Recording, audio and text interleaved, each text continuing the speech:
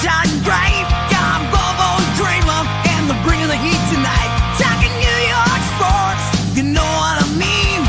BS boys and the kings of the sea. Whoa, whoa, whoa. Bobo and Cramer, yeah, the pimps are loud, taking on the world, and they're never gonna stop with the New York grit. They're rising to the top, from the Mets to the Knicks.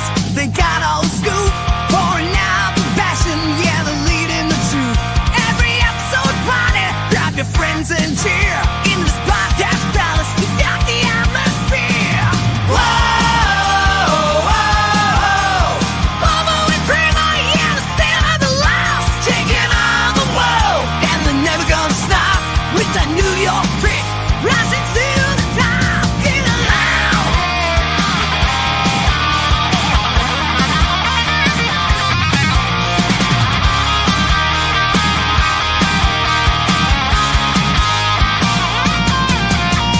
Tune in, turn it up, feel electric sound.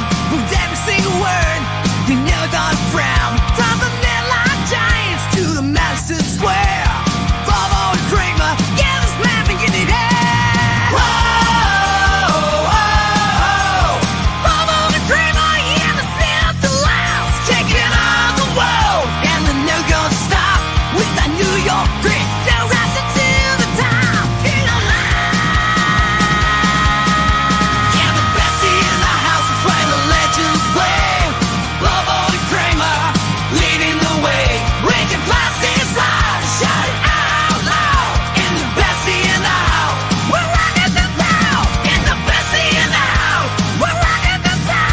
And the best in the house, we're rocking the town. And the best in the house, we're rocking the town. And that's right, everybody. Welcome back once again to another edition of the Best Seat in the House podcast. As always, I'm your host, Rob Kramer, alongside my co-host, the great Daniel Bobo Curlin, and of course, the executive producer, the Grimace. Yep, that's right. He's in the building, and always glad to see that he's in our show's intro. There we go, exactly. Making his way. I can't believe that was almost a year ago, too, when the Grimace threw out the first pitch. We are rapidly approaching that right now. And shout out to everybody watching us right now on YouTube, as we're doing this live on YouTube for the first time in a while. So we appreciate everybody hanging out with us here on this Thursday evening. As usually we record this on Wednesday night, but actually, Dan, you went out to John Sullivan's last night and had a little bit of a good time. And you want to talk about that a little bit? How was your night last night? Yeah, I was just meeting up with one of our old friend Andrea from Queens was in town, so I had to make sure to visit him, make sure and say hi to Andrea and stuff. Met up with Andrea at Sullivan's, and it was great seeing everyone. Oh, very cool! And shout out to the great Andrea from Queens, as not only is she a great fan of all this nonsense that like the O&A stuff, and she was always a face on the East Side Dave show back in the day when it was at Compound Media. And we want to thank her for her service too, as she's a active military. Yep, exactly. Of course, she's or I should say, formerly Andrea Queens. She's over in Idaho now.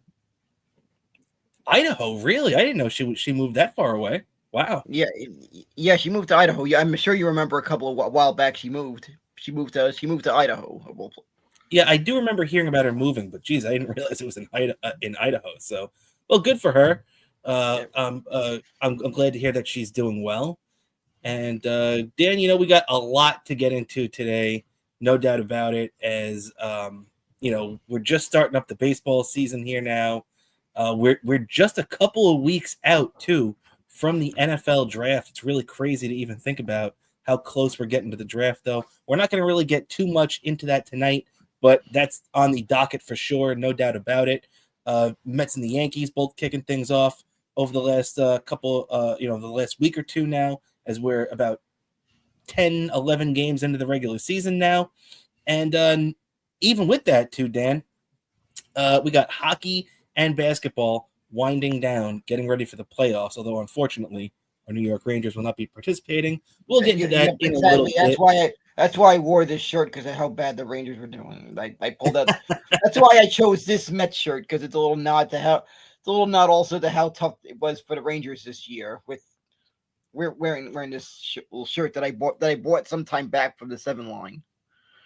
Yeah, definitely need the beer guy for a type of season that the New York Rangers have given us. But Dan, let's start off with a better topic right now, and that's surprisingly, for compared to most of the years we've been doing this, is our New York Mets. New York Mets, Dan. And you know who else is happy that the Mets have gotten off to this good start? My mom. Exactly, man. And everybody should be happy that is rooting for the Mets right now, as it didn't go too well at Citi Field yesterday. The Mets' 6-game win streak was snapped. They dropped to 8-4. They got shut out by the Marlins 5-0 yesterday at Citi Field. But guess what? The Mets are 8-4, meaning they played 12 games, and they just came off a 6-game winning streak. I'd say things are going pretty good so far. You really can't complain. Look, especially this early in the season, the bats are going to be hit and miss every once in a while. It's going to be tough to keep them that consistent, especially when you have a bunch of guys that are notoriously slow starters on the Mets, specifically Francisco Lindor. But hey, they've already scored 10 runs twice. They swept the Blue Jays. They've taken 2 out of 3 from the Marlins twice. So they've been doing everything they've been doing. They had a 6-game homestand and they went 5-1. You really can't ask for much more than that, Dan. The Mets have done everything we've asked after that first disappointing series loss to the Astros, which, by the way, could have been worse because the only game they won was a 3-1 win. And, they could have had a much worse open to this season, and they didn't. And they managed to grab a game from a tough Houston team, and they've been very, they've just played good baseball since then. Good defense, clutch hitting, and the thing that has been the theme of the entire season so far is good pitching. Yeah, exactly. I feel like they've gotten good. They've gotten good pitching. I just wish they'd get. Hopefully, they'll get stretched out a bit more during the season. We'll be seeing the pitch. Hopefully, the pitching stretches out a bit more. Because I feel I feel like they just the way they just slowed down these pitchers getting ready during spring training is showing a little bit early into the regular season that they're not stretched out as far as we want them to. Oh yeah, we can definitely see that the Mets have, they still have a long way to go into getting this rotation into mid-season form, so to speak. But hey, you can't complain. They've still been managing to do it, and they've been helped because the bullpen's been good too. And Mendy's done a really great job of managing the bullpen so far this season. The Mets manager Carlos Mendoza, but they've been aided by an abundance of off days so far early this year, which, in April, that happens all the time. You have all the opening day games. You have everything along those lines and everything. And they're going to put in a bunch of off days here. But now we're coming up to a point in the schedule where the Mets are going to be playing for about 2 solid weeks in a row. I believe it's 13 straight days after this off day. So at some point in the next week or so, I believe it's going to be either April 18th or 19th, whatever game that is for the Mets. That'll be the first test to see what they have to do this year regarding a 6th starter. Now, that was their plan for the whole offseason, to go with 6 starters, because specifically Kodai Senga, the Mets only want to pitch him once a week, once every 6 days. They don't want to go crazy with him, and they want to keep him on a Japanese-type schedule where in Japan, they only had these guys pitch literally once a week. That's it. So it looks like the Mets are going to want to do that again, so they wouldn't have to use their 6th starter for the first time up until about April 19th, or right in that area, one of those days, the 18th and 19th, in that vicinity. So it's going to be a big test to see, A, who the Mets trust in that spot, and B, can these guys start getting length to even get to that point right now? Because as you mentioned too, Dan, we have seen so far one Mets starter this season go 6 innings. That's it. That's the only thing we've seen through these first 12 games. And it's pathetic when you really think about it, the state of starting pitching in Major League Baseball these days, Dan. But, when you see Tyler McGill out there who, he was up and down all over the place. His first 8 pitches were out of the strike zone the other day. What do you think, Dan? Are the Mets even in a position right now where we have Tyler McGill and Griffin Canning in this rotation right now? We're already thin. And we know we're not going to be seeing, Sean Manaea for probably another month or two. So there's no one coming to save us right now from a pitching standpoint. Do you think the Mets, pitching depth is even deep enough right now to be going to a 6th starter? Because we still don't know what the deal with Paul Blackburn is, the other wild card that could be in this mix right now, but we don't even know what his deal is. And then if you're not going to him, then you're turning to real minor league guys like, Blade Tidwell and a couple of these kids in the minors that you would rather get some minor league innings under their belt. So, what do you think about that? Oh, sorry, Dan. Hold on. Your mic cut out there. And this part is getting me nervous on a day that they need a 6th starter. It gets me nervous to how much they can rely on that. Yeah. But I mean, so if you obviously we both think that it's kind of iffy if they're going to even rely on getting that 6th starter. But do you think that we could even, get to that point where maybe the Mets can start extending these guys that much that, maybe they could even just use an opener out of the bullpen? Because if we start getting more runs, more innings out of these starting pitchers, like let's say, God forbid, a guy pitches into the 7th inning one time, then you might be able to piece it together where you have a, maybe a Max Kranick throw the first 2 innings of a game. You could even have Kranick throw 2 innings followed by Budo.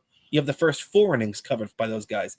I feel like I would be more inclined to have a bullpen game than have, one of these kids come up that we're not even sure what we're going to be getting out of them yet, Yeah, well, the way I could see it is maybe they could set themselves up for that.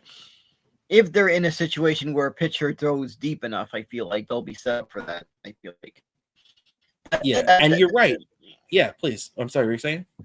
That's going to be the key, is if we can have consistent maybe 2 games where pitchers throw deep enough, then maybe I feel like that could be a realistic idea. I feel like it depends on what happens between now and then is going to determine that. And hopefully that's what happens in our favor, that we get a pitcher that's that throws deep enough into the game. Yeah. And that's what it's going to come down to.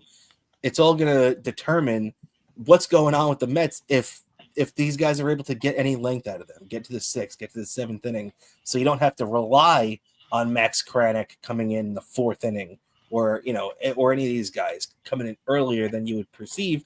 Then you don't have to really worry about it. But yeah, man, it's going to be real interesting to see what these next couple of games hold for the Mets. And obviously, we see Tyler McGill.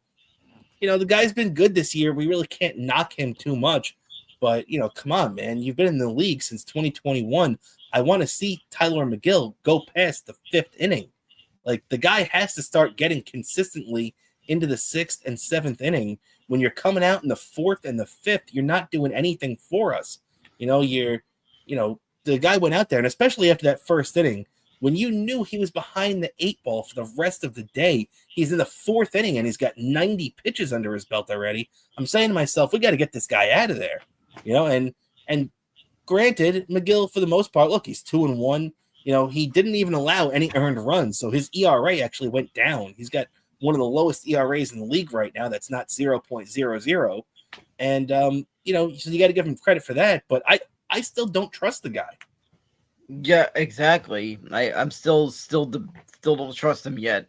It's going to take a lot more consistent, good starts for me to want to have faith in Tyler McGill. Also, I got to say, the last couple of days, of course, in addition to, as I mentioned on our Patreon show, I was at opening day. Then, everything got seated home opener. I was also at the game on Monday because because the Mets have this little rewards app thing on, when you spent money on Citi Field and attended games, you get reward points, you get a ballpark app. So I got a free ticket I had a few free ticket coupons claimed a free ticket to the game on Monday. This the seat having the lower bowl because which was pretty good. Well, what happened was similar thing the next day because tickets I won from a Twitter contest on a Twitter page, right? I won. So I went to the game on Tuesday, which by the way, 2 back-to-back days that were freezing cold. Yep. Yeah, no doubt about that. And yeah, Dan, I mean, and let's talk about freezing cold right now because there are a couple of bats in the Mets lineup right now that are freezing cold right now. I want to get your opinion on. And Brett Beatty and Mark Vientos, Dan. Beatty is 3 for 27 to start this season. He's got 1 extra base hit.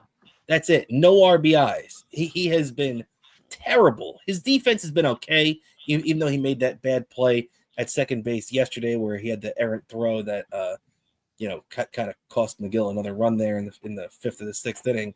Oh no, it must have been the 5th because he didn't record it out yet. So, Beatty has really provided nothing offensively, and Vientos is 5 for 42.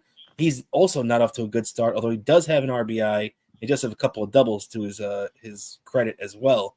But I feel like the question here is, who are you more worried about? I don't even think it's close. I think it's Brett Beatty because Mark Vientos, first off, not only do we have the ability to look back at the season that he had last year, where he hit 27 home runs in only 111 games. So we know the good that we're going to get out of Brett Beatty, or at least we know the ceiling, the potential of Brett Beatty. Of Mark Vientos. But Brett Beatty, man, this guy right now, he's had over 600 plate appearances in the major leagues. 600.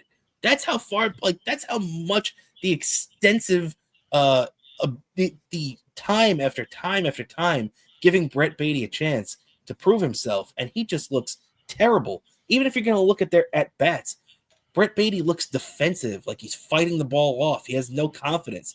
Mark Vientos drew 3 walks the other day. That means he's at least seeing the strike zone well. He's working the count. The results aren't there yet, but you can see the process is good. Brett Beatty, on the other hand, not so much. So what do you think, Dan? Who are you more concerned with? Yeah, I'm with you on the same boat. I feel like Mark Vientos is about to break out of that slump because I'm just seeing it in the at bats that he's about to break the slump and getting like good wood on the ball. I feel like it just looks like he's about to break a slump. Beatty's looking like he's struggling a little bit. A lot of it.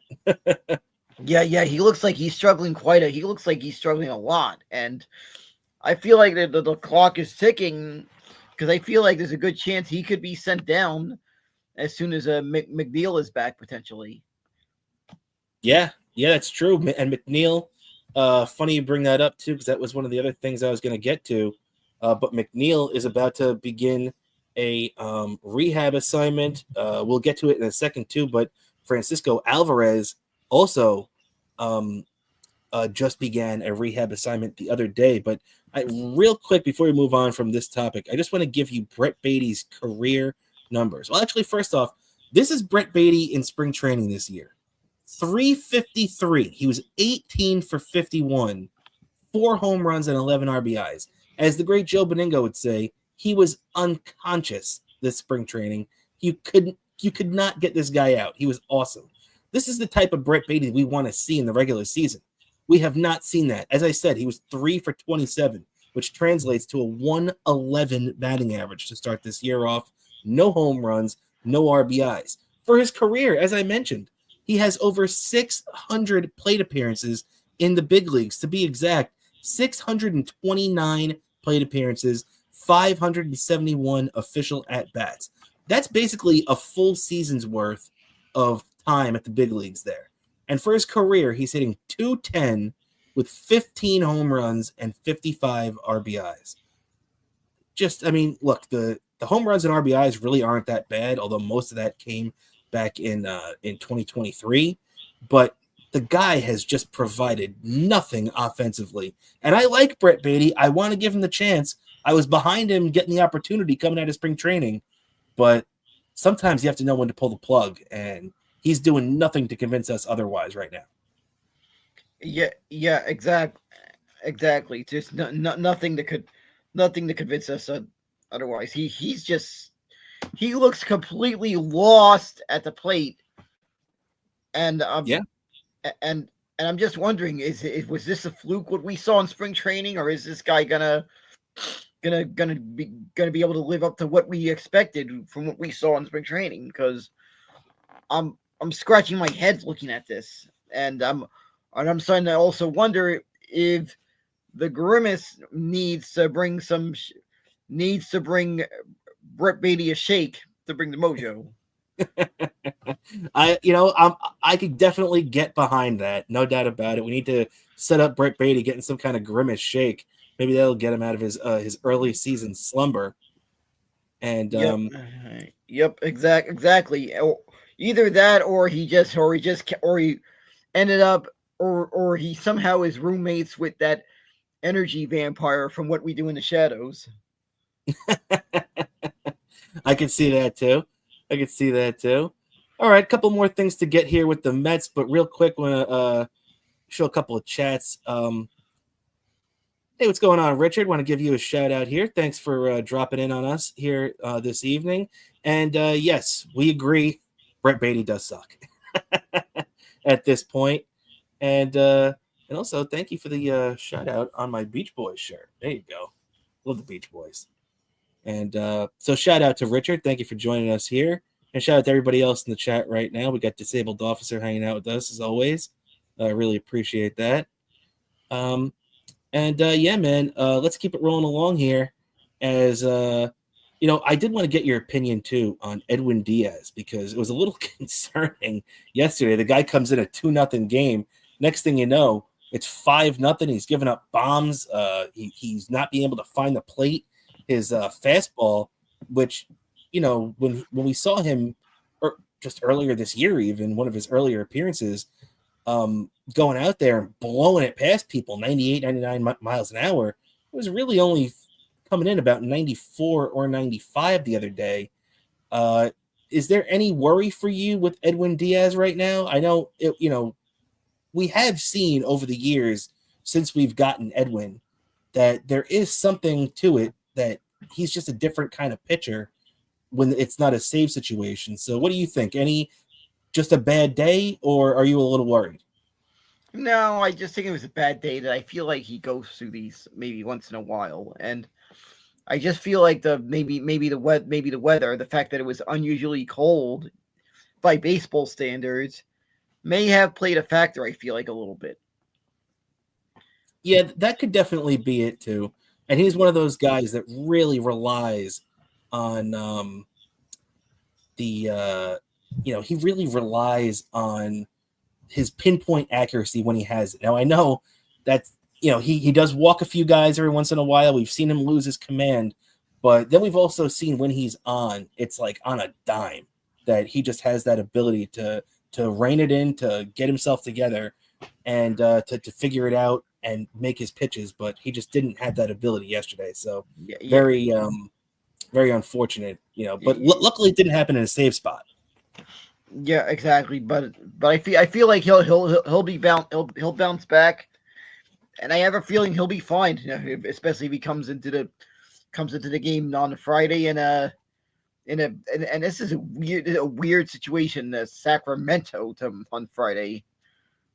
Yeah, that's true too. Going to be real interesting to see how that plays out, especially since the ball right now is flying out of that park, which let's not forget, it's in Sacramento. Sacramento is in the PCL. If you're not familiar, that's, they're playing in their minor league stadium right now. And the PCL is the Pacific Coast League, where the offensive numbers are just through the roof. So the ball has been flying out of there. And apparently, if you bet the over for every game in the Athletics, for every home game they've played this year, you would have won. That's how many runs they've been scoring at this ballpark so far. Yeah, it's like weird. I don't know. I think this game. I'm hoping this game doesn't cause me to have a heart attack or something watching this next 3 days, and they're playing. The Mets are going to be playing against the Athletics, and they're in the Athletics' temporary home while they're waiting for Vegas because they literally wore out their welcome in Oakland so much that they're having a place somewhere else while their stadium in Vegas is under construction. Yeah, it's true. So, and they're not the Oakland A's anymore, but they're not the Las Vegas A's yet. They're just the A's, the Athletics. That's all they are this year in very, very strange fashion. So, Mets' first ever trip to Sacramento. So that'll always be interesting for us to see. And real quick, as we round out things with the Mets here, Dan, which, wow, I can't believe how much time we spent on them already. The Alvarez and McNeil are getting closer. We know Alvarez is going to be back. You know, you have to remember, too, when these guys go on a rehab assignment, the clock starts. You only have 3 weeks to get ready. And right now, if I'm looking at the date, and yesterday's date was April 9th, that means that Francisco Alvarez has to be activated by the New York Mets by either April 30th or May 1st. So we're only a couple of weeks away from getting him back, and that's if the Mets use his entire timetable down there in the minor leagues to bring him back. But he caught 5 innings. He went 1 for 3. So, you know, I want to ask your opinion too, Dan, because there are a lot of Met fans that really like the defense that we've seen out of Terrens and Singer, the backup catcher who is the replacement for Alvarez during his injury time. So a lot of Met fans are really enjoying it. And I got to say, they both call great games, and they both have a gun behind the plate. They've been throwing runners out at a higher rate than we can even imagine over the last few years, especially guys that grew up with Mike Piazza and Todd Hundley throwing guys out. You know, so they weren't exactly at the top of the list. And the Mets have been one of the better teams in baseball at doing that this year. What do you think with Alvarez? Are you one of these Met fans who are like, hey, Alvarez, take your time, or do you want him back ASAP? I think we need him back as soon as possible. We need that bat in the lineup. Plus that, I feel like the pitchers benefit from having Alvarez back. He seems to have been called a good game and has made a lot of great strides defensively. Yeah, I feel like he's a player we really need back. We need back in the lineup soon.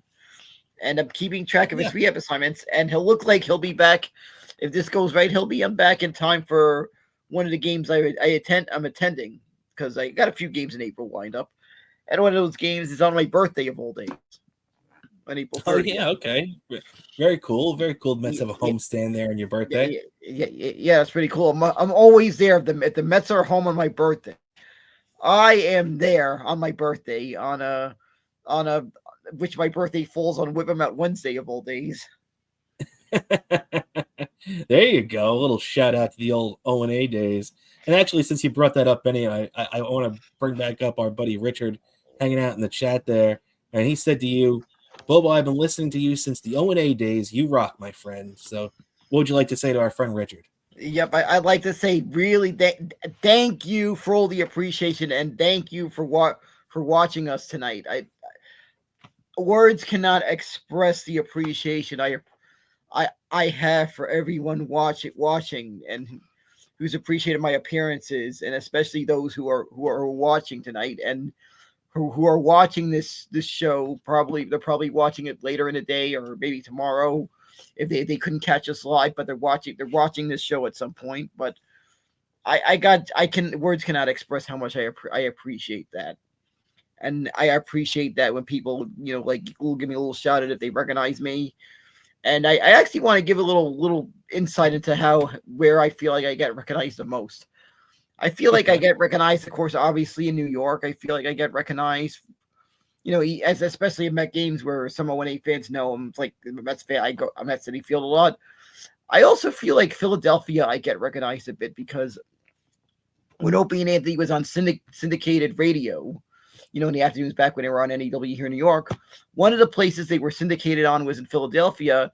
And one of the places outside New York during those syndication years that they did very well was in Philadelphia. So sometimes I got recognized by a couple of, when I saw the Mets on the road in Philadelphia, I got recognized by some Philly fans, recognized me. And of course, Boston, how O&A has roots in Boston. So I've gotten recognized in Boston before couple times from some ONA fans that saw me there at Fenway. Very cool. Yeah, of course. As you said too, the Philly was definitely a hotbed for O&A there. So very cool. And also too, if you know, for the big O&A fans, it's going to be really cool. This Sunday night on WABC radio here in New York City, and you can listen to it anywhere online and on the WABC radio app. Anthony Cumia, who's just been doing his show for the last few weeks, I'd say the last month or so, Anthony's been on there.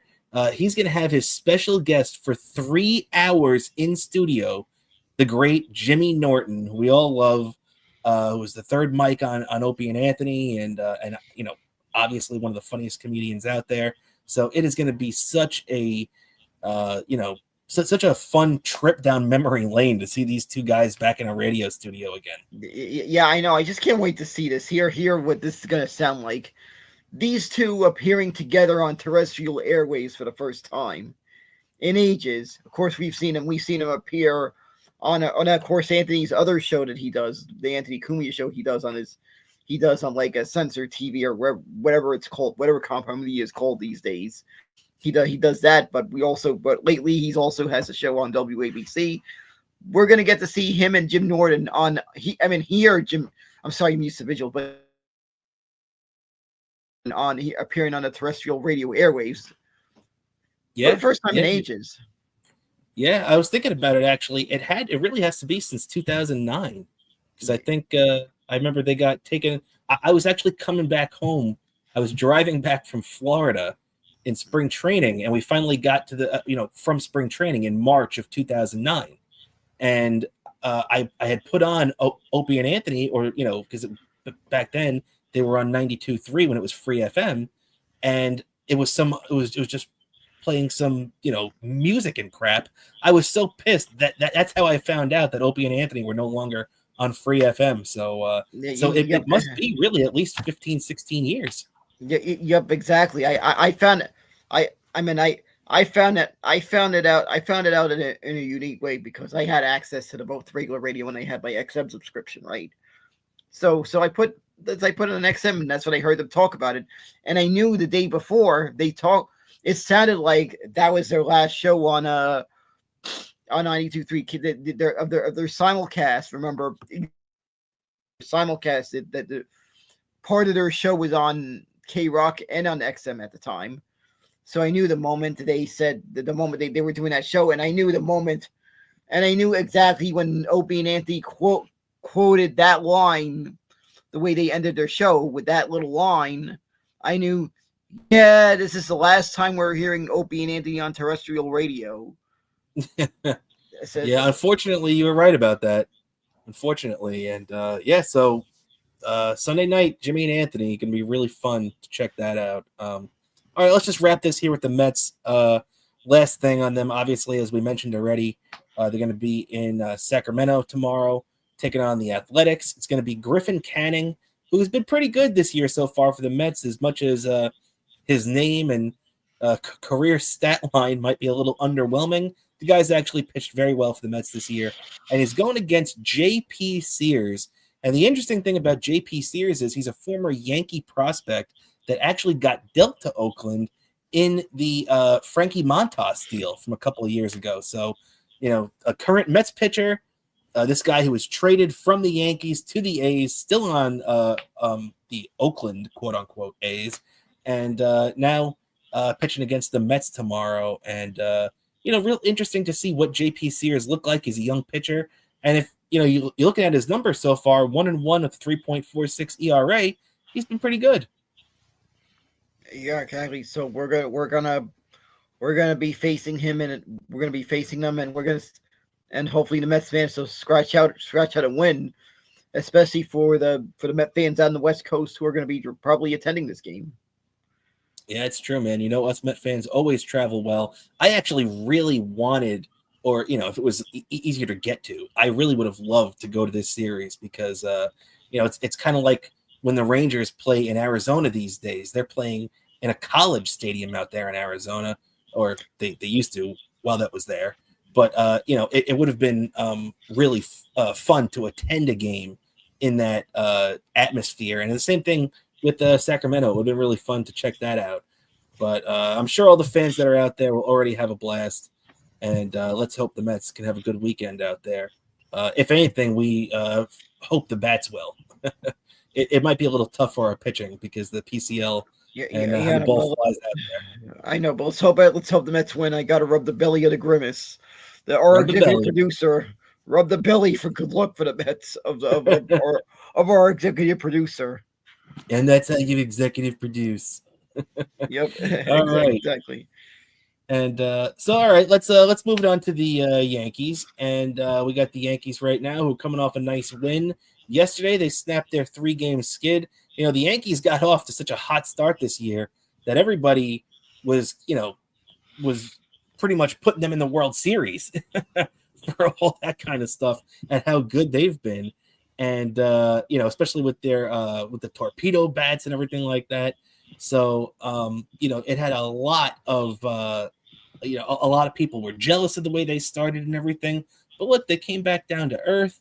They ended up, doing exactly what you would have thought they would do. They came back down to earth, but they still have enough on this team, even without Garrett Cole, to that they don't have to score 20 runs every night. They'll still be a productive team, and we got that in the form of one of their off-season free agent signings, and that was Max Fried. The Yankees end up going out there. They snapped the skid. They went 4-3, and Max Fried dominated, Dan. He's now 2-0 with a 1.56 ERA. He goes out there, he throws 7 innings, 5 hits, no runs, no walks, 11 strikeouts. Dan, when the Yankees wrote that big check to bring Max Fried in here, this past winter, this was exactly the type of thing that they were thinking about. Yeah, exactly. That's exactly what they're thinking at, and it's a matter of it's gonna be matter of how long Max Fried can hold up this year, because he's been coming off injuries. So it's gonna be a question of how many innings this guy's gonna be able to throw. You have to take that into account, and we'll see his going into the next start and the rest of the season. But so far, the Yankees look like they're in a so-so season. And like I said, this time the Yankees have a little bit more competition in the AL East. It looks like Boston's going to be the toughest opponent the Yankees are going to be facing in the American League. Yeah, I think you're right about that. It's going to be a real close race there in the American League East. And, look, hey, we even saw the Blue Jays this past weekend at Citi Field, and even though they didn't have that great a weekend against us, I could tell you that team's not going to be that bad all year. They're going to start hitting. We didn't even see Vlad Guerrero doing anything really during that. So 100% think that American League East is going to be real tough to get through this year, Dan.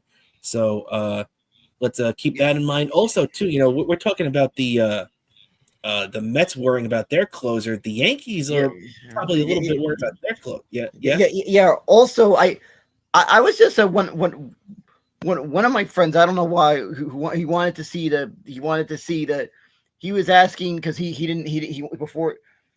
He could have gone and pick to look this up himself, but he wanted to see the Yankees on the road in Tampa. In Tampa's temporary stadium, which is the Yankees spring training. That's Steinbrenner Field.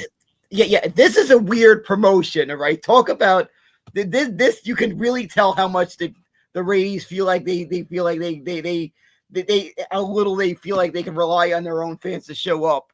They expect it to be mostly Yankee fans living in the Tampa area or Yankee fans traveling there.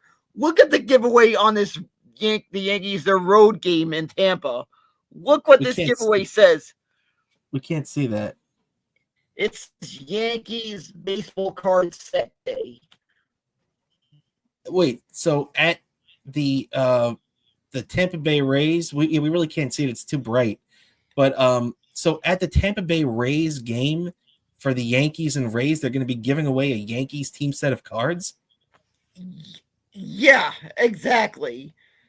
Wow, that is I'm just laughing at that. But that is like, I know that is like literally an overstatement about how many, like when I realize how many Yankee fans show up how many fans of the visiting teams show up usually on the road to Tampa, that they just realize, oh, they just need to come up with a way to really attract fans if they're not already going to attract enough people attending that game.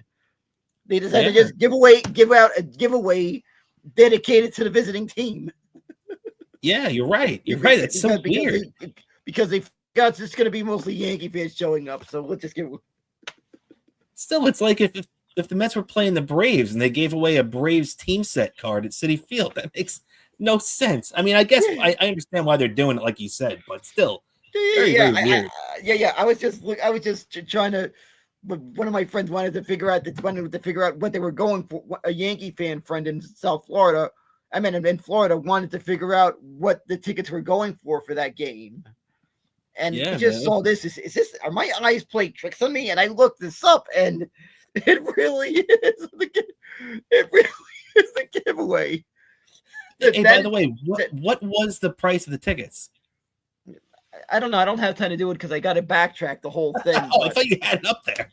No. But I was really at the price. Either way, that's crazy. But I was just trying to look up to see if I remember correctly, if I was correct about what I saw when I looked it up, because I want to double check, because I saw that and I remembered that, and I figured I got to bring this up on the show because I just thought this was just pretty interesting when I looked at the listings on TickPick about that. And I couldn't believe I couldn't believe crazy, that. Man. That is even crazier than the fact that I seen at times, I guess, someone who I guess has a deal with the Rays to sell like memorabilia auctions at games. Sometimes we'll have signed memorabilia from players on the visiting team being sold in auctions in the stadium, that people could bid on. I don't know if you've seen that before at stadiums where there's like items you could bid on. They put stuff dedicated. Apparently I've seen. But that they put stuff dedicated to the visiting team, because I've never been to that. I've never been to that stadium, so I don't. But apparently, I heard they've done that. So this is even crazier than that. This is definitely crazier than that, and like you said, Dan, definitely weird things going on there.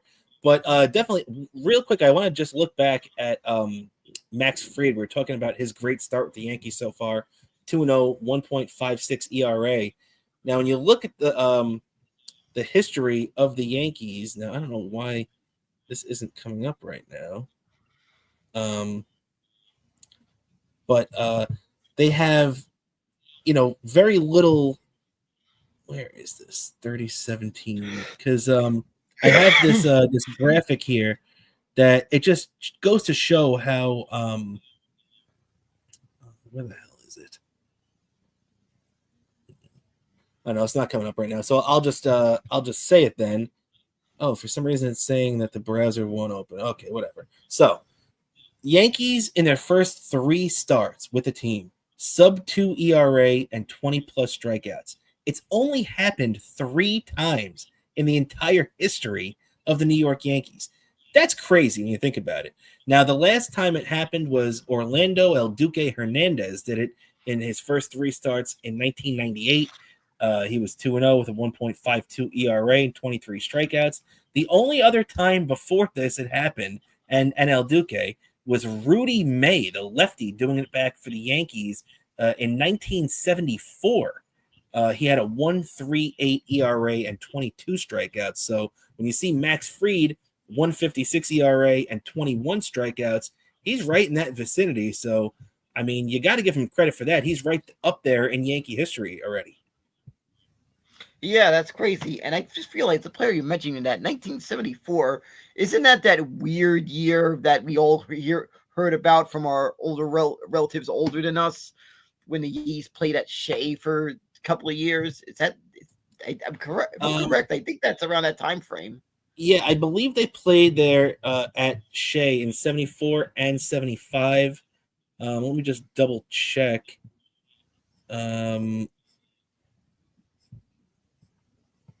Let's see. 74 they played at Shea Stadium. 75 they did as well.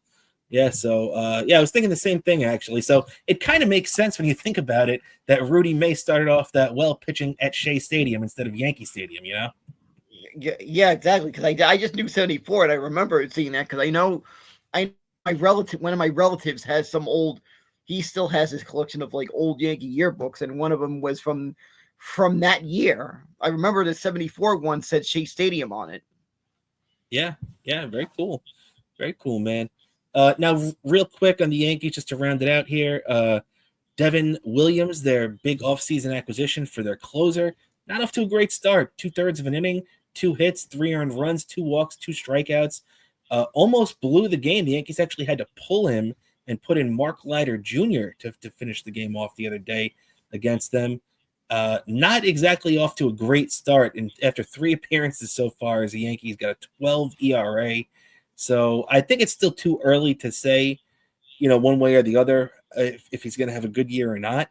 But it's not off to a great start. And I also, it worries me when guys get off to a start like this that a team just kind of stashes them on the injured list for a while. And that's really the last thing that Devin Williams and the Yankees need. Yeah, exactly. It's the last thing you need is a struggle like that, and there's going to be some Yankee fans nervous. Even though I feel like I can't, I find it hard to fathom a Yankee fan nervous, especially Yankee fans who are at an age where they've seen him win championships multiple times. I feel like it's hard for them to really fathom their, nervous from if you've seen him win so many times. Maybe correction, probably Isai Dave. I could see that. The Yankee fans are probably a little annoyed, but hey, you have to be patient. It's still early, just like us with Diaz. Not every year for the Mets like Diaz is going to be like 2022, where he had an incredible season. So you have to, look, that's the thing that we realize. We live in a world now where no pitcher is Mariano Rivera. No closing pitcher is going to be that money that Mariano Rivera was every time out. So yeah, you have to take the good with the bad. And even though Devin Williams isn't off to a great start, I still think by the time we roll around to the All-Star break and everything, people will be looking at Devin Williams like one of the better closers in baseball. Yeah, exactly. So I feel like maybe Yankee fans maybe don't need to panic so much yet. Yeah, that's the key word. You're right about that. And last thing on the Yankees, next game they have off today, just like the Mets do, and then the Yankees are taking on a West Coast team as well. Although it's going to be at Yankee Stadium this weekend, the San Francisco Giants come to town. So the Mets get one side of the bay with the Athletics. The Yankees get the other side of the bay with the San Francisco Giants, as the Giants are sending out Robbie Ray against our old friend Marcus Stroman at Yankee Stadium tomorrow night. Stroman's not off to a good start. Robbie Ray is. So, we'll take that what that is. And, if you're a Yankee fan, at least getting the win off your back, yesterday and not getting swept in Detroit, you're still feeling better about your team, Yeah, exactly. Even though I feel like Yankee fans have got to be nervous about this one because Marcus Stroman looks like his ego is getting in the way, and I don't quite have confirmation, but I've heard Marcus Stroman's been blocking a couple of Yankee fans like he's done to some Met fans when he was here. When he was here, he's on a blocking spree. Yeah, I've heard he's acting like that, and I've said that to some Yankee fans. I says, "Oh, be ready for this," because when things get really bad for him, he just starts going on a blocking spree and all this stuff, and it's like that he went on a blocking spree when we were all upset when he opted out of when he took the 2020 season off and bailed out on our team in 2020. Yeah, you're right. So you definitely have to keep that in mind with Marcus Stroman. When the going gets rough, Marcus Stroman gets going. So and not in a good way. He gets going out the door. So yeah, definitely. Hey, I'm not sitting here actively rooting against the Yankees, so I guess we'll see.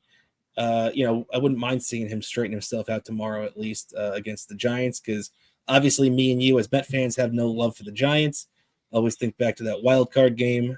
So let's hope the Yankees beat the crap out of them this weekend. Yep, exactly. That game's a little bit of a pain in the ass memory for me. We won't mention that guy's name. He We won't name. mention Connor. We don't mention Connor fucking Gillespie in our house. Oh, don't say it. Don't even say it. He whose name shall not be mentioned. Connor Gillespie Yeah, shall not be mentioned. yeah, exactly. But that game was tough. I was at that game, and that game felt like we were going to win that game until that moment. It did. I just It remember did. how electric that I mean, Syndergaard pitched one of the greatest games of his Met career, and there was just an And everybody energy. forgets about the great catch that Curtis Granderson had in center field too. Yeah. That was that catch. So many great things, and it was disappointing when it ended with that one game. That Yep. especially the way that stretch run that last month of the season went, felt like there was momentum being carried, and that. I just feel like if he would have won that game, there might have been some postseason full of big Mets moments. I feel like that I we would have still been say to talking this, about years.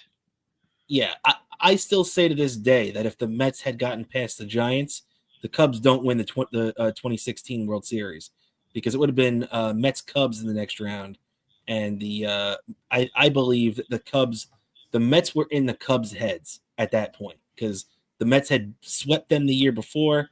And we can't get distracted for too long on this, but because we've already gone way over what we were supposed to do on baseball. But yeah, I'm with you, Dan. I think the Mets would have made some noise in the playoffs that year. So all right, let's turn our attention now to a little basketball and hockey to round things out here as we come down the final stretch of this episode. But before we get into that, though, Dan, I do want to give a shout out. Our buddy Richard, we were talking to earlier. Not only did he say that they should have you on that reunion with Opie and Opie with Anthony and Jim, which would be awesome. And it would be nice to have a little reunion. But I want to say Richard gave us our first super chat in the history of Best Seat in the House podcast. $20. I mean, thank you so much, Richard. That's so nice of you. We really can't thank you enough. And Dan, would you like to read this super chat for Richard? Yeah, I'll catch the rest of the podcast on Spotify tomorrow. You'll have a good evening. Keep up the great work. Let's go Mets. And you know who else appreciates that super chat donation? My mom. Woo! Absolutely. So once again, thank you very much, Richard. That is very, very kind of you, and we really appreciate it. So hope you have a great night, and hope everybody who's joined us so far tonight has had a great night. Also, shout out to my sister who was hanging out in the chat there, saying Cramer and Bobo rule. There we go. You gotta love that. Shout out to you, Lee. Thanks for hanging out, and also a little wave from the executive producer. Exactly, from Grimace and PhD 42 586 loves the show. Thank you so much for hanging out with us tonight, buddy. And Dan, so let's keep it rolling along here, and let's finish up here with the some Knicks and Rangers. And Dan, you know, everything, such a heartbreaking loss on Tuesday night. This was a game that I think it had 11 or 12 lead changes. It was going back and forth so often. It was like one shot here, one shot there. The lead would change. These teams were really gutting it deep. I didn't even think, because we're down to just the last couple of games of the NBA regular season.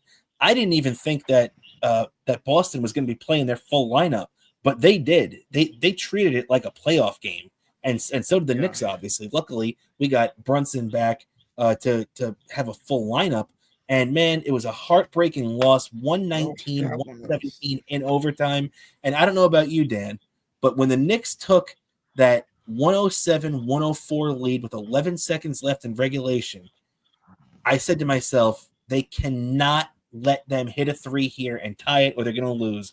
And as soon as as soon as Jaylen Brown hit that three-point shot to tie the game at 107 with about 4 seconds left. I was cursing up a storm. I knew it was over. Yeah, I was cursing up a storm that game. Oh my!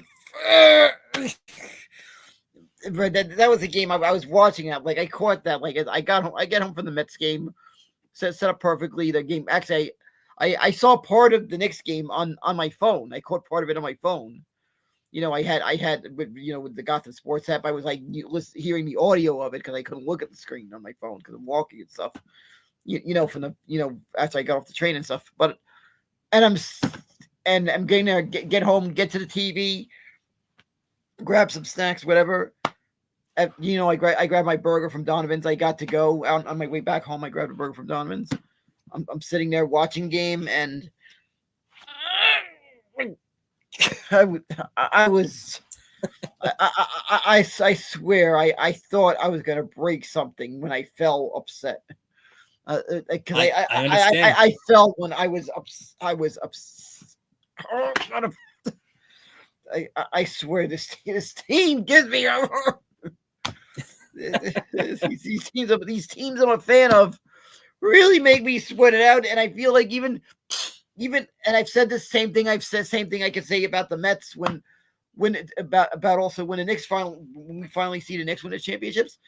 It's gonna make me nervous as heck that day it happens. I'm telling you, it's gonna be sweat. It's gonna be. I feel like it's gonna be similar to that moment in '94 when the Rangers won the Stanley Cup. Remember how it felt like that last couple of seconds went on forever? That's what this is gonna feel like. And I feel like that ninth inning, when the Mets finally win a World Series, let's just say I'm gonna picture the circumstance. Let's say it's Diaz in the mound in the World Series. He's on the mound. The trumpets, the music plays. That last out's gonna feel like an eternity. The last second, the same thing with the last seconds of that day when the Knicks finally win a championship is gonna feel like an eternity. This team just does this to me all the time. Yeah, man. I mean, hey, they've had a really good year so far. I don't want to complain too much, but yeah, it's definitely a heartbreaking loss, and it's definitely going to be just like that you described if they ever get that far to a championship. And Dan, look, I mean, things are pointed in the right direction right now because if you noticed up there, I had the Knicks record. They're 50-29 as we come into the big game tonight, and they have won 50 games for the first time in back-to-back years since 94 and 95. Right? Yeah, that I had to congratulate the Knicks on back-to-back years, taking it straight to the 90s. I mean, it feels like the Knicks near dynasty of the 90s is back. Only hopefully this time we get that title. And I feel like maybe tomorrow I'm probably going to crank up a mix of 90s tunes, maybe a mix of some 90s rock, and maybe a mix of a 90s, specifically East Coast rap. Because fuck the West Coast. East Side, bitches! East Side! I like it. I like it. All Wu-Tang East Coast. Clan ain't nothing to fuck with. Wu-Tang Clan ain't nothing to fuck with. All right, that's going to be in one of our clips this week. No doubt about it. And so, yeah, no, I totally agree with you on that, Dan. And not only you want to do the East Coast, West Coast thing, we got the Mets playing the West Coast. The Yankees are playing an East Coast team, West Coast team. So totally with you on that. And they might not be West Coast, but the Knicks are playing a team that's what in I guess they're still in the East, time zone wise, but they're playing the Pistons tonight, the Detroit Pistons. And if the Knicks get the victory tonight, they will clinch the number 3 seed in the East. And that's big, Dan. They were number 2 seed last year, number 3 seed this year. It's all about finishing as high as you can. And okay, we haven't gotten the number 1 seed in quite some time, but 2 and 3, that's pretty damn good too. Yeah, that's pretty good. And I expect the Knicks to have a deep playoff run. Maybe, fingers crossed, they do it, and the both of us can celebrate a championship. The one championship that me, you, and Eastside Dave can all celebrate, the three of us on the same side. Exactly. One thing we're on the same page. And I feel like Donovan's Pub might not be able to handle 3 of us, and especially with Eastside Dave, especially Eastside Dave at that bar. Eastside Dave. Oh yeah. Right, they're gonna really have to be ready for Eastside Dave celebrating the Knicks championship. Right, the moments after we were in attendance in the audience watching the potentially watching that parade, because that's when one of my teams wins a championship. Donovan's my go-to after the parade. Hell yeah, man. And yeah, no doubt about it, Davy Mack would be in rare form if the Knicks ever pull that off. And yeah, it all starts. Get the victory tonight, and you clinch that 3 seed. And the Knicks would be in good shape. Then after tonight, though, it's going to be the Cavaliers on Friday night for the second half of a back-to-back. So we'll have to see who even plays. Karl Anthony Towns hasn't played a lot of these, and with the Cavs being so good, who knows? Maybe they might be resting some people. So I guess we'll see where that goes. It'd be nice if the Knicks could finally beat either of these top teams. So I guess we'll see where it goes from there. But one more thing on the basketball before we round out here with the hockey, Dan, is that just the other day we found out that former Knick Carmelo Anthony was elected to the Basketball Hall of Fame. The Syracuse alum and obviously Knicks standout player was elected to the Hall of Fame. And the question that got buzzing around in my head, Dan, is that, Carmelo has a weird legacy with the Knicks. Obviously, he was a great player. No doubt about it. He led the league in scoring one year. They had a 50-win season under his watch one year, too. But that was just it. It was really just, 1 year. They only had one playoff series victory. So he is a Basketball Hall of Famer, and rightfully so. But, Dan, the question becomes, do you think Carmelo Anthony's number 7 should be retired at Madison Square Garden? I feel like that is a question mark. I feel like it could go either way. I feel like maybe there's probably not going to chance that's going to happen, but I feel like there could be a chance if it does happen. If it does happen, I'm not going to complain about it. He was a good player on the Knicks. Just wish the teams they had better teams those years. I feel like. I just feel like the Knicks didn't do a good enough job having a team around him. As like That's what true. it's a big mistake in what a lot of and the NBA teams that win when you have a superstar of Carmelo's caliber have to build the right team around him. The Knicks wouldn't have won a championship in the Jordan years. I meant the Knicks. I mean the Chicago Bulls. I lost my train of thought. The Chicago Bulls wouldn't have won that dynasty during the Jordan years if they were not smart enough to build the team around him. Build the team that could play, that could complement Jordan's ability. That's what the Knicks failed to do during the Carmelo Anthony years. And it showed right there.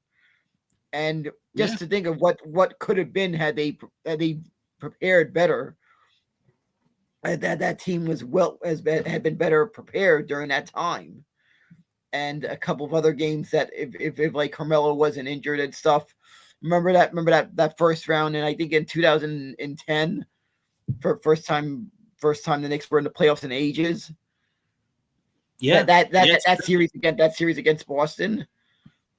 Where Amari hurt his hand. Yeah. To think how much better what the Knicks could have done had they won that series, because that was like the first time I felt like the Knicks were legitimate, had a chance to win in the playoffs in a long time. I'm watching that game and I that was the first time I feel like we weren't overmatched in the playoffs when I'm watching that game. And coincidence, it was against the Celtics of all things, and that game just had a wealth of emotions. And I'm just watching that scene like, are my eyes playing tricks on me? Am I watching a playoff basketball game for the first time in ages? Because I haven't watched. I hadn't watched much the NBA playoffs when the Knicks weren't in the playoffs. And the last time they made the playoffs before that was 2004 when they got swept by the Nets. So it had been a long time. Yeah. So it's like this is the first time that a playoff basketball game was appointment viewing for me during this, and that was a big letdown. And I feel like unfortunately. I'm sorry, but unfortunately, I feel like that Carmelo's tenure here was screwed before he even got here, because Dolan interfered in the trade for him, and Donnie Walsh didn't want to give up the farm for him, and they pretty much gave up all these number 1 draft picks. They gave up players. They could have had such a deeper team had they just waited until free agency to sign Carmelo instead of trading for him. and they screwed themselves. And Dolan set this team back a decade, and instead of having a team where Carmelo Anthony could have competed and made the playoffs every year, they ended up just going in for that 1 year, and that was it. Yeah, it's unfortunate, and I just feel like there just could have been a dynasty right there. We could have had that dynasty even with the failure to get LeBron James, which happened. The thing is, though, it would have been tough to have a dynasty with really no matter what the Knicks did because of the Miami Heat and LeBron and all that down there. It would have been real tough. But at least we would have seen them in the playoffs more. At least they would have been competitive. And at least we would have had maybe a big time Eastern Conference Finals matchup against the Heat or something like that at some point during Carmelo's run. But unfortunately for us, it just never materialized.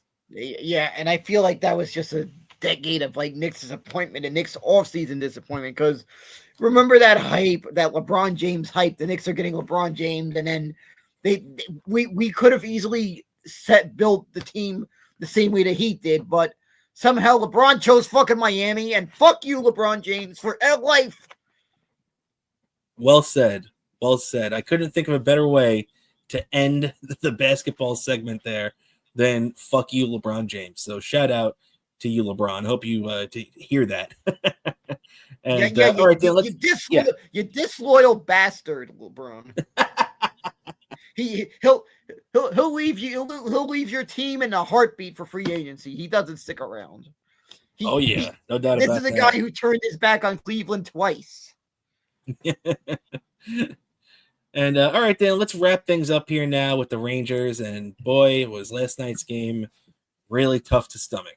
Terrible loss for the Rangers. They, believe it or not, they're still in playoff contention. They're not eliminated yet. They could have actually helped their playoff chances had they just won the game yesterday, and they had a 4-3 lead with 6 minutes left.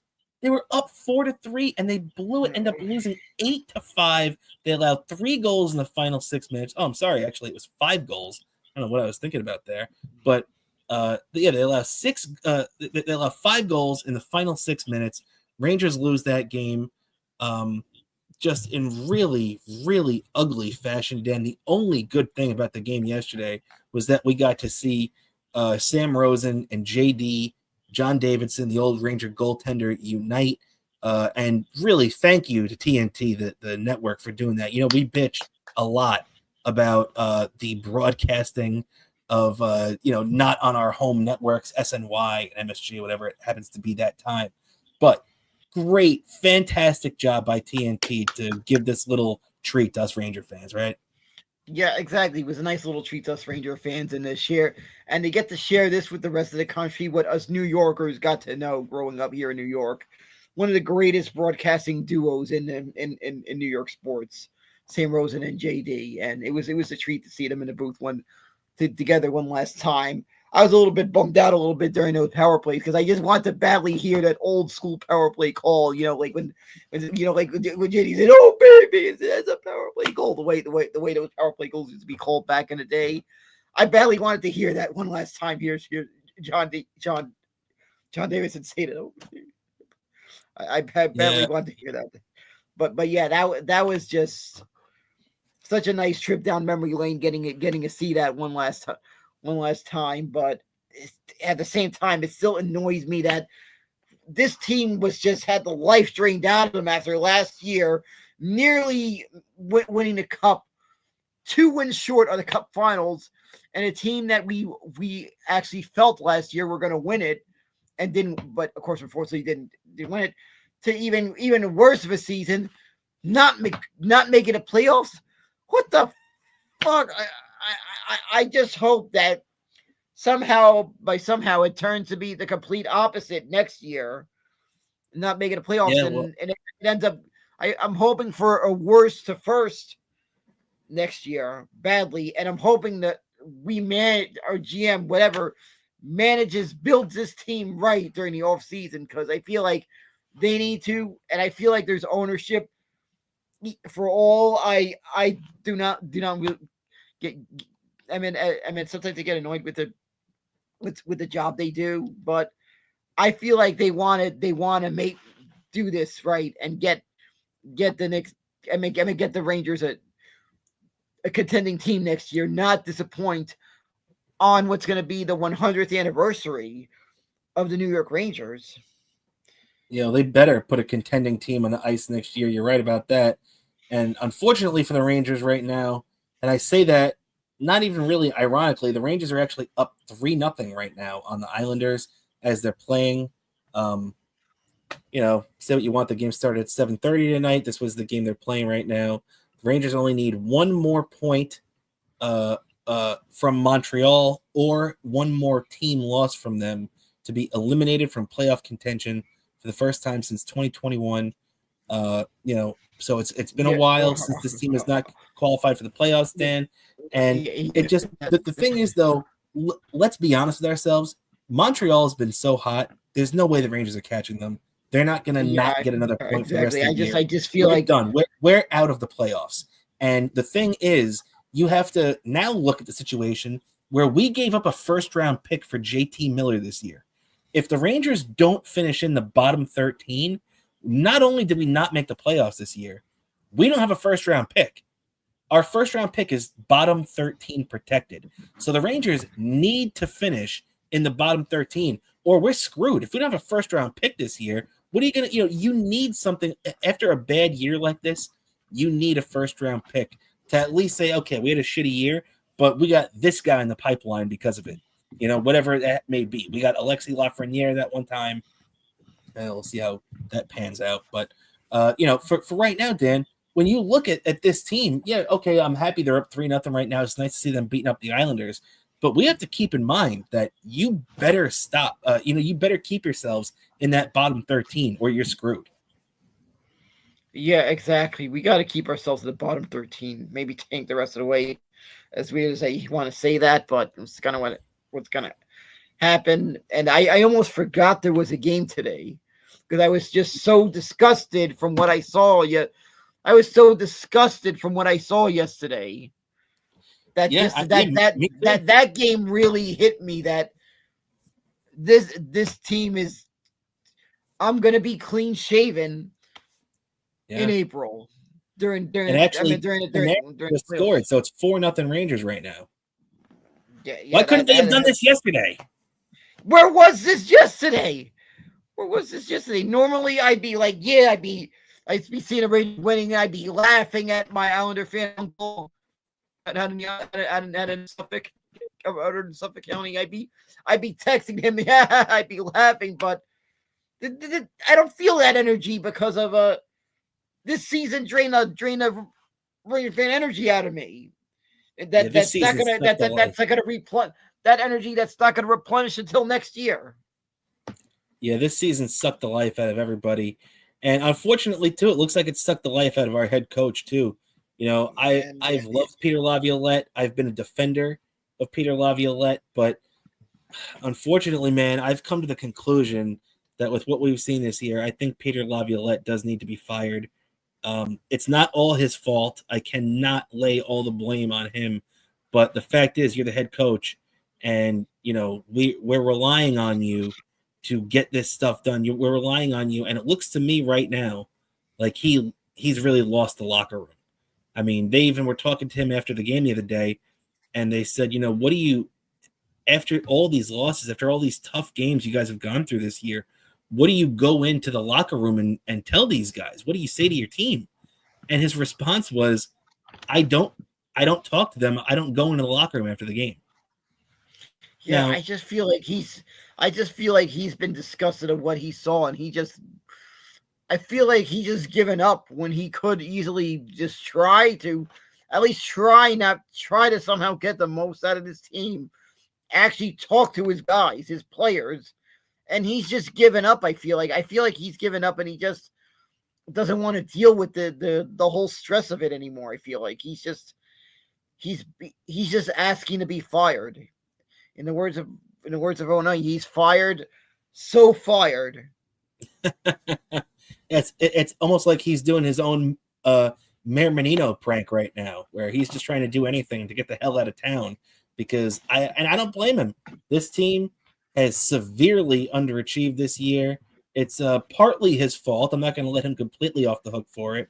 But this team just went into the tank. And I don't know what the hell happened to the President's Trophy team we saw last year. But this team has been a shell of themselves this year for all intents and purposes. And Dan? Yeah, you have anything to add to that? Yeah, another thing I have to say, and I feel like maybe, I know there's people talking about Chris Kreider maybe should be gone, but I feel like maybe he probably will maybe needs to at least start the season on the Rangers again, because I feel like it looks like, I noticed that he's kind of looking like he's playing hurt. He's been playing hurt all year. He's got that back that has hampered him. So I agree with you. I would keep Kreider. The guy I would get rid of is Mika Zibanejad, and I love Mika, but he's just been so bad this year. Yeah. I feel like we need to keep it. We need to keep Kreider in. I feel like this guy's, he just has that veteran presence. He's been here. He's been through the ropes. He's dealt with the pressure of wearing that Ranger sweater. Yeah, and we need to see what this guy can do healthy. I just feel like he's gonna have comeback player of the year next year. I hope so, man. For from your lips to God's ears. And let's just hope that we get a rebound season out of everybody next year. And Dan, with that, I think that's just about going to do it for us here on our live edition here on YouTube. That everybody hung out with us tonight. We appreciate everybody for taking their time and hanging out with us here on YouTube tonight. Before we get out of here, Dan, do you have anything to plug for yourself? Sure. I'd like to plug my my Twitter, Bobo103NYC, Instagram, Bobo718DK. Also, check out the Patreon. You'll have access to stuff. Tracks I admitted. I'm going to film that. I've had to do a lot of stuff this week. So yeah, I'm and I'm seeing some some family members going through some stress and stuff. So, but yeah, I'm going to be filming. I'll be filming a Trackside Minute pretty soon. You're gonna see Trackside Minute wrapping up what happened over in Darlington Raceway in Darlington, South Carolina, and you'll. So be on the lookout for that if you subscribe to our Patreon. And don't forget to subscribe to our Patreon, because it's only $5 a month.